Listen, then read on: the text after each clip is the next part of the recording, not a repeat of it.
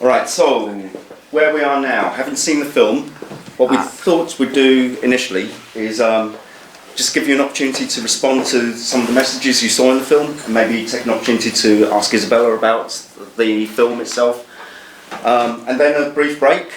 After the break, then a broader discussion about, in particular, the role of film, the role of social media, the role of the arts in general, in trying to address some of the social concerns that are around in Britain, in the world, and in particular some of the human rights issues that are raised by the film. So, to kick us off, anyone have any particular thoughts on what they saw in the film? The film was quite thought-provoking, and actually sat here and watching it I felt quite upset. Upset because, did you want my name or does it matter? Keep going for now. That's Veronica anyway. I kind of had a feeling that I was watching something that has happened before, not necessarily to me, because it hasn't, but to other people that I have read about or have probably been in close proximity to, but didn't actually realise what they'd been going through when they'd gone through it. And I'm going back now to when I was, I don't know if you remember the time of the so-called boat people, back in the 80s. Yeah. And I was at college then. I'm 55 now, which is why I'm saying I'm feeling a little bit animated, a little bit distressed, because seeing what the film has projected reminded me of what the so-called boat people, who were Vietnamese in background, went through when I was a young girl. And the more things change, the more they stay the same. So I actually liked the discourse that took place with people using the masks of birds. Birds are diverse, and the fact that obviously some of those birds were African, some were from the Amazon, some were from wherever, giving you the insight that basically we are birds. We may not all walk around with a mask on our face, but the message that came through quite clearly that we're diverse birds, but with very much in common, regardless of where people have come from. I work in the public sector with a community engagement face, and what I've seen on the screen is also what I'm coming into contact with, even though not necessarily directly, through colleagues that I work with. Some who are empathetic, some who would be probably portrayed as G4S housing providers, for want of a better description. But I think the actual film is quite thought-provoking. I mean, with media, the arts, with film, with the messages that we get from so many aspects of the film world, to the point that I've kind of like cut off, in a sense, from television. I don't do television, and I see film as having a great place and a part to play in raising people's consciousness and awareness, particularly now that we're also looking at the so-called neo-slavery issue that's going on. So 700 years, 600 years ago, it was my ancestors. Now it's other people from various parts of the world who've come to Britain to look for sanctuary, and probably finding different kinds of it. I'm not saying none of it, but different kinds of it. And I think that film speaks volumes in terms of not just how government is providing for asylum seekers, refugees, what other phrase people use, because I think sometimes people get confused by the phrases as well. Who's an asylum seeker? Who's a refugee? Who is being enslaved? Who's being whatever the label is that's put on the particular situation. And I don't know, maybe it might be too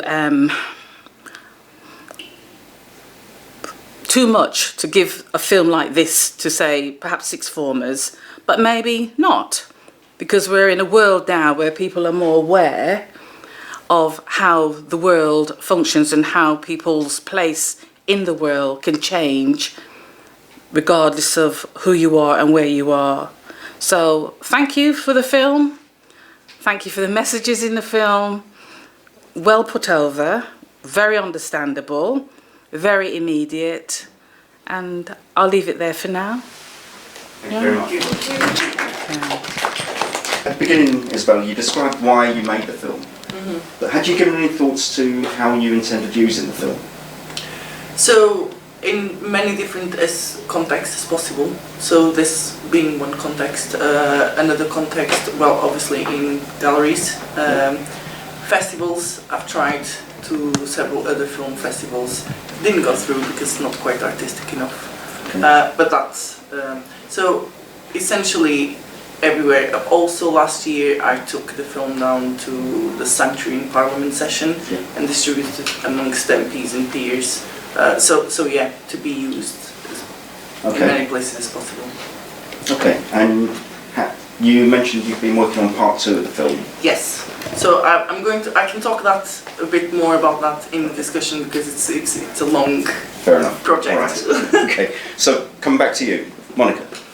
Hi Isabel. I wondered if you could just tell us briefly about how you involved asylum seekers in the making of the story and the co-production of it. Yeah. So for this particular film, actually, it was the first time I didn't engage directly. I didn't sort out the participants. Actually, it was through an organization that was working with them. So before I did all that work, but now there was this group that wanted to do the work with me. And so essentially, yeah, I basically did everything in terms of filming and editing and sound. That's why some parts are not very good. But yeah, so we spent days together trying to go over things and reading and going through what they would think and what suggestions that they would have in terms, because I had the initial idea of adapting the Aristophanes play of the birds to the current situation they were living through. So I asked them of the different scenarios, so what did they do with their days? So it was, in that sense, it was more of a collaboration. The rest of the stuff, like interviewing the mayor, so obviously I was in a position that I could go and make that happen, so that was my job. Okay. Any other thoughts or comments? It's just one thought really, which I think was mentioned in the film, and I can't think of any other group of people other than refugees and asylum seekers who could be treated in the sort of way that they are at the moment. I mean, there's a place just round the corner from here actually, where asylum seekers and refugees live, and they were without running water for 7 days. And you think, you know, if that was any other group of people, it just wouldn't happen, and it was because of a broken pump. And G4S just weren't bothered, just didn't, you know. And it's just a thought really. And looking at that, it's the same replicated across the country. Mm-hmm. And I agree with the points that G4S and companies which make money out of this, it's just not, it's not right. It's not the right place. Okay. Ambrose. And then there's also a thread that several people who appeared in the film touched on, where they spoke of how the dispersals, you know, they're not people who are being dispersed, they're numbers.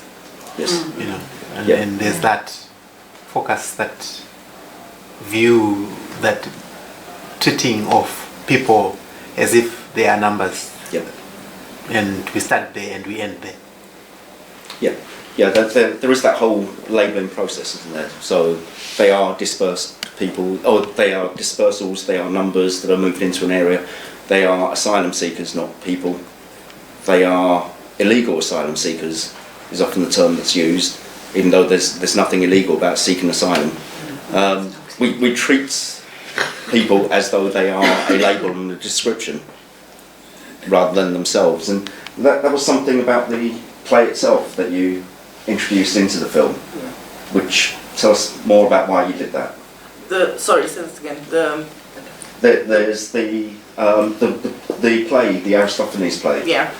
Change the way that we look at people who've migrated. Yeah, so usually in representations in the media, let's say the refugees or asylum seekers are portrayed as either these victims that are helpless and have no agency and no strength, or they are these kind of criminals and perpetrators that we need to stay away from. So the idea of bringing the birds play, it was actually to show that people have agency and they are resilient.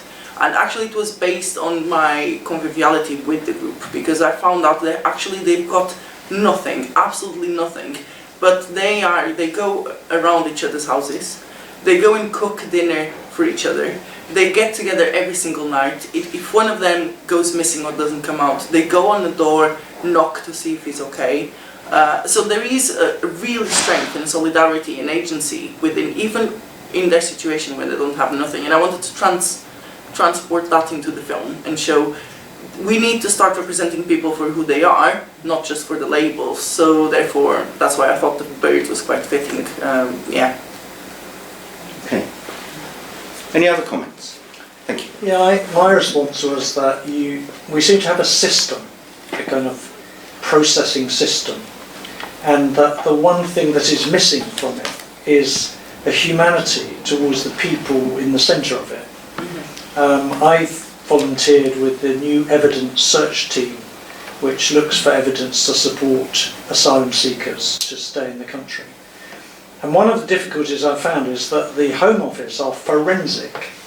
I mean, I'm not a lawyer, but I found it quite intimidating how good they are at making a case for people not being able to stay and having all these hurdles to get over, which are extraordinary. If you've come from a place and you've suffered in all kinds of ways and you've just managed to, you don't have the paperwork, you can't prove it, you can't provide evidence, so you just become a statistic within the system.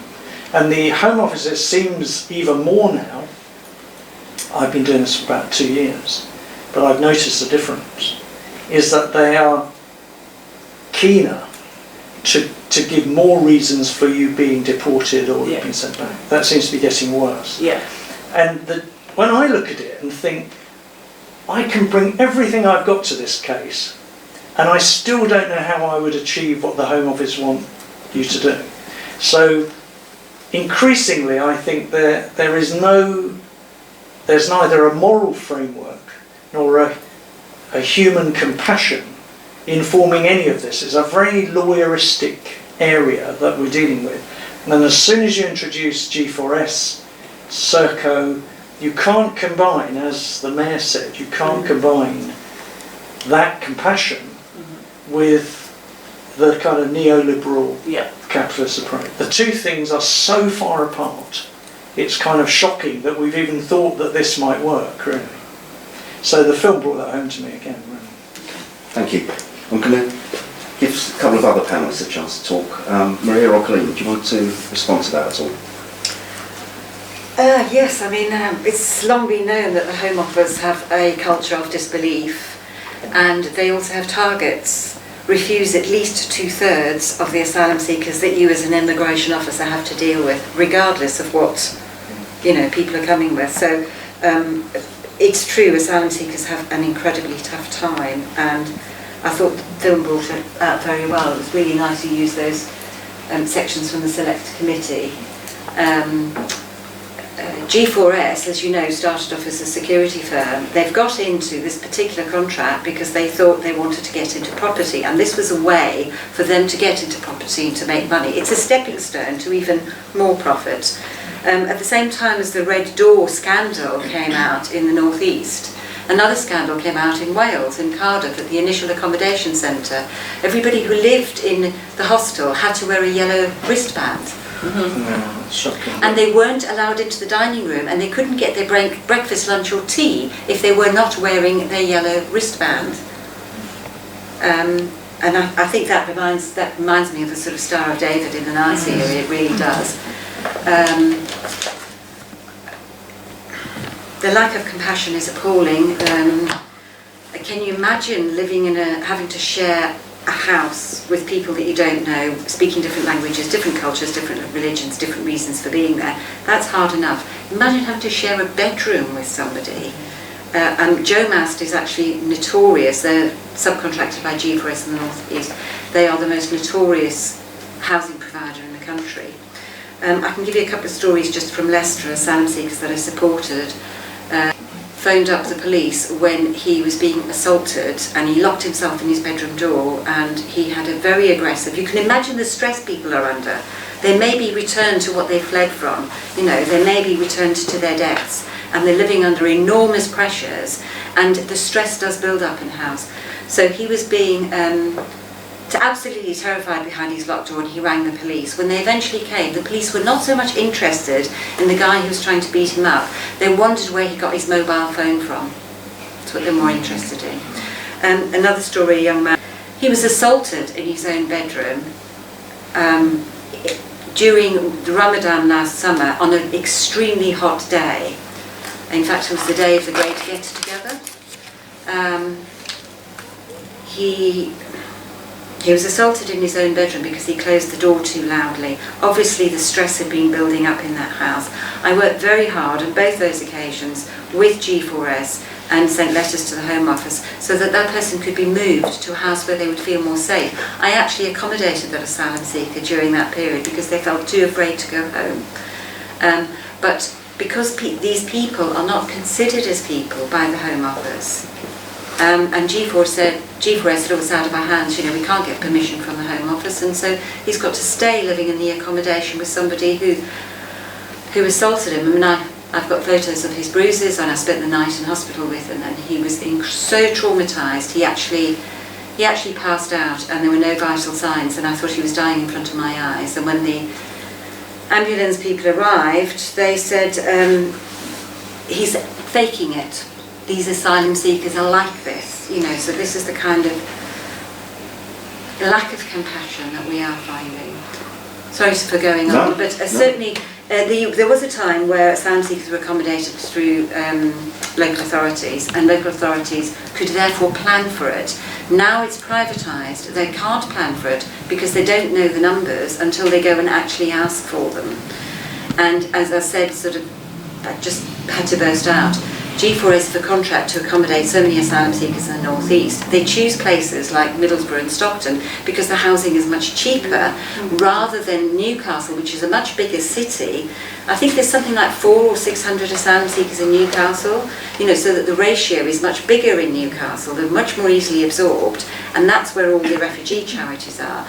But no, they're put into these poor, deprived communities where there's a 1 in 18 ratio and no services. The services are a bus ride away, but of course if you've only got £5 a day, you choose between going to see your solicitor or having food that day, and those are the options for people. I thought the film really brought up the pressures, you know, and those young guys saying, oh, I had no choice, you know, except to sell the weed in order to survive. And I think the issue of detention was also very well put across by those who had suffered from it. Only last night I had a long text exchange from a young man who was detained for 9 months, knew nobody. He'd just been trafficked. He trafficked here as a child at the age of 7. He was picked up at 18 and he was thrown in detention for nearly a year. He had nobody to visit him. He had no idea when he was coming out. He had no idea why he was there. He'd committed no criminal offence whatsoever. He'd been taken from his mother at the age of 7, was not even allowed to school, and he was kept as a domestic slave. And that's how we responded. And in that text exchange, he'd sent me an article, the British Medical Association are now calling on the Home Office not to detain vulnerable people. And he talked for about an hour about how he's still waiting for asylum, which he claimed when he was in detention, and that was in 2011, so that was 6 years ago. So he's been waiting 6 years for a decision. He can't be sent back to Bangladesh because it's illegal to be gay, and he's gay. He's identified as gay, and he's been here since 7. He doesn't even speak Bangladeshi. He has no idea if he's got family there or not, or where there might be. 6 years later, he's still waiting, and he's still suffering from that 11 months in detention. His mental health is still very fragile because of that. The way we treat people is abominable. City of Sanctuary, our vision is for a welcoming society, welcoming places and spaces right across society. So we work with schools, universities, libraries, public sector, health services, etc., to try to educate. And the arts is a really, really important sphere that we work with. I was talking to Isabel about how through the City of Sanctuary Network we can be promoting the film, because it's a fantastic awareness-raising resource. One of our aims is to connect people with asylum seekers, because if you meet people and you befriend them, and then when you see them being made destitute, when you see them refused, when you see them detained for no reason at all, it can make people very passionate and politicise them to want to take action and to advocate and campaign on their behalf. But our other tenet is that we work with asylum seekers and not for. So, you know, asylum seekers are mentored to take leadership positions across the network. And their resilience, given, I mean, I couldn't possibly have coped with anything that many people I know have coped with. Their resilience is amazing. These people are survivors. They have got here through enormous odds. Maybe Ambrose would stand up and talk about his poem, you know, The Man Who Ran Through the Tunnel. How could you fail to be inspired by somebody who climbs mountains, crosses seas, you know, crosses deserts, flees that persecution and finally get here? These are the people with resilience. These are the people with so much to offer, so much to contribute. They're the ones who've stood up against oppression and attacks on human rights. And they're a gift to us. They're a gift to society. We should be welcoming them and nurturing them. And yet, as you saw in the film, we're not. As a society, we're not. Sorry, I could go on all night.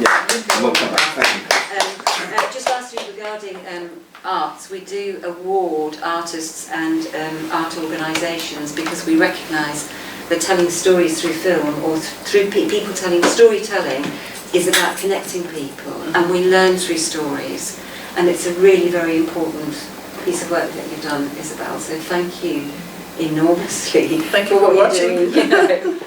And thank you, Colleen, for an incredible indictment of the inhumanity of the asylum process, as you described. But you also raised the question about the morality of it.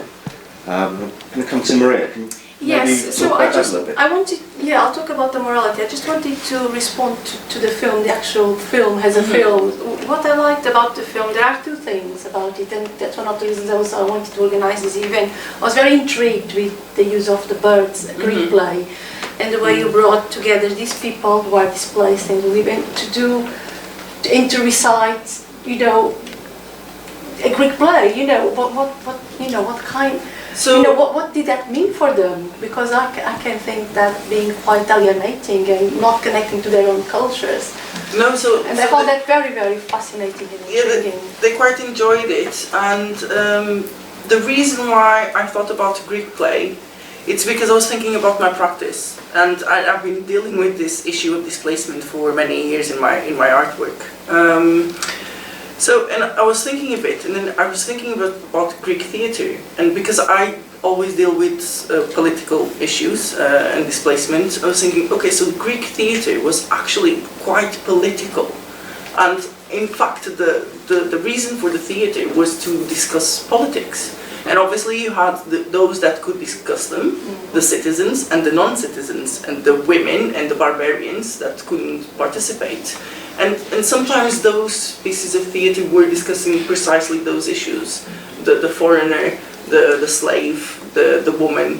So I thought that kind of is resembling to my own practice. I want to speak about these issues of the people that don't have the voice within our political and our society. So, and then also, obviously, because the main entries as well started coming through Greece. And I was thinking, okay, our relationship, we are a democratic country, but the democracy was born out of Greece. So I was thinking of all of these things at the same time, and I thought, okay, right, I need to bring Aristophanes into this. And it's supposed to be a comedy, The Birds, but actually it's a message of hope. These scenes that I extracted from the play, which is the birds come all together and build a new safe haven for them to live in. So yeah, and yeah. Regarding the morality, I think there are two things I would say, and I think what you said is very compelling. When you can only have morality when you can relate to people and to personal stories, real life stories.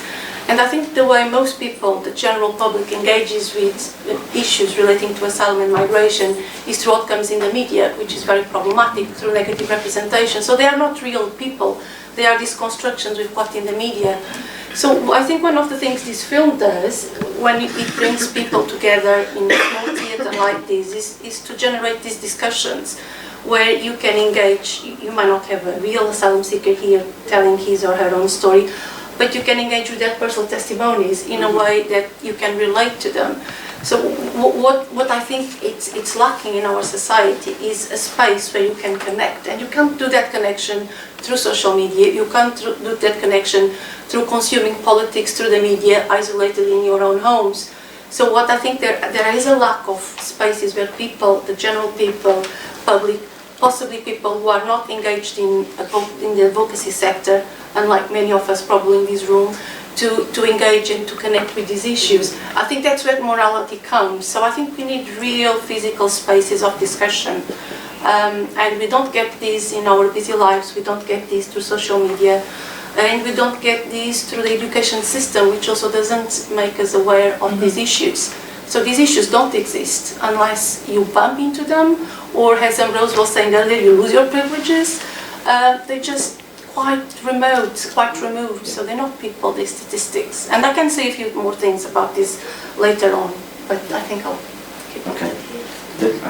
And when we do come back to it later on, I'd like to explore that a little bit. When you think about on the film, the Police and Crime Commissioner talking about engagement, the Mayor talking about the need for the community to be involved and provide support, and which are important things to come back when we turn asylum seekers from a noun to people. Yes.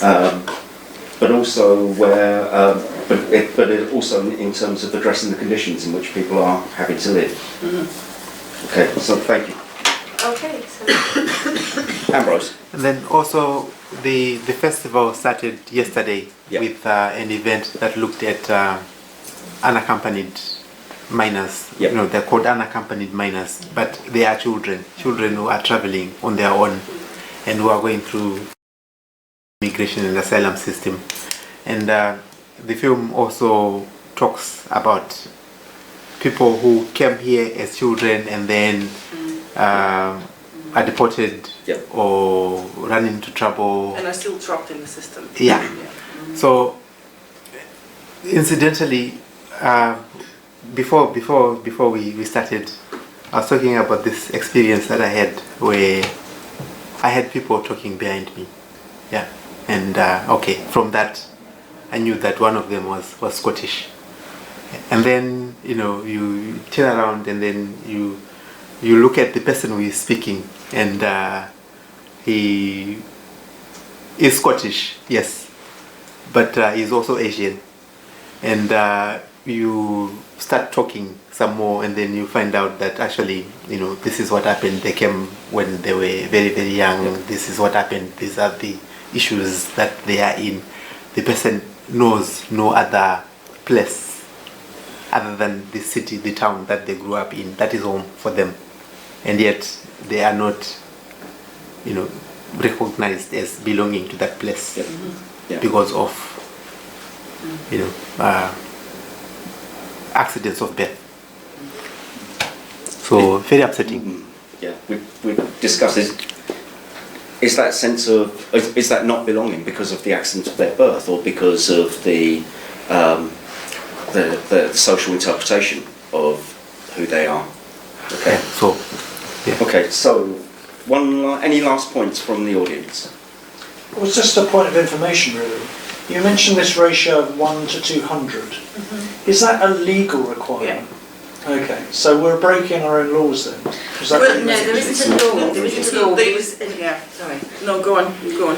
My understanding is there was an original agreement when the Home Office negotiated with city councils the dispersal programme, and they agreed that as long as they didn't disperse more than one asylum seeker per 200 people in the local population, that was an agreement. And that seemed quite doable, you know, until numbers began to increase. Now the numbers of asylum seekers in Compass accommodation is over 30,000 now. Obviously there have been peaks over the years, but when you keep people waiting for a decision year in and year out, those numbers do increase. You know, it isn't necessarily the numbers of fresh applications even. And they are looking at opening up new dispersal areas, but again, it's a negotiation with the city council. So if the city council says we don't want to engage with dispersal, usually they can usually say that. But there's also now there's a lot of pressure on them. a new take on that, which is a new intake of Syrian refugees, which that comes attached with money for the local authorities, and those local authorities are welcoming, but only the Syrian refugees, because that comes with money attached to it. Yes. So now we're starting to see another kind of breakdown of hierarchies even within the system. And they're allowed to work the minute they get here as well. They're allowed to work as soon as they get here, Well, which yes, is a they great come advantage. as refugees, so there's this two-tier system. If you come from a camp as a Syrian, through the Syrian Through the resettlement scheme, programme. you have full rights, at least for 5 years. The day you get here. And funding, and housing, and access to work, or the right to work, and something like 15 to 20 hours English classes a week. You come here as an asylum seeker, you actually have to pay for your English classes. I know asylum seekers who say, on my college day I don't eat, because they're paying for their class. Leicester Uni do free ones. Leicester Uni do free Which is ones. why Leicester University, which is why we do free ones, but why should the charity sector meet clothing needs, furniture needs, food needs, and language needs? Language is so important in order for integration. And they used to, didn't they? They used to provide it years ago. They did. There was a time when ESOL was free to anybody, and they also used to provide a full integration programme. When somebody got leave to remain, there was a full support system and a support package in terms of training and access to education and job search skills, etc. That was all taken away about 12 years ago. And yes, the man from Nest, you're absolutely right. It has got worse in the last 2 years, since I think Theresa May's speech on the hostile environment. It is policy now to make it even more miserable than ever before. If you're an asylum seeker and you haven't got your papers on you, your right residence permit as an asylum seeker, and you arrive at casualty, they won't treat you until you actually go home and get your papers. And of course, if you're refused, you have to be an emergency before you're treated. So you might be treated for a heart attack, but then you won't be treated and given the medication for your heart condition. You'll be put back out on the street, only to come in with another heart attack.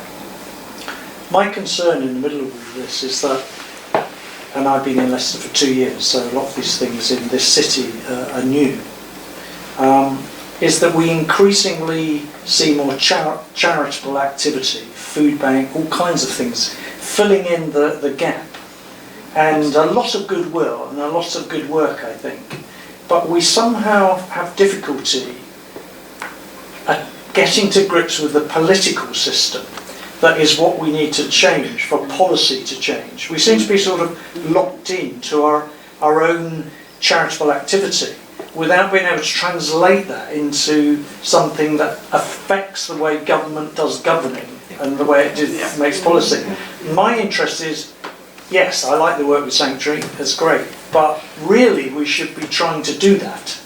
We make that change, and perhaps after the break we can talk about, well, how do we begin to do that? That would be a good conversation. Because I think that's almost the flip side of what Maria was Yes, and I have more alluded to things earlier. to say about that. Okay, any other comments from People have been nice and quiet at the back. In that case, can we once again thank Isabel for producing the film?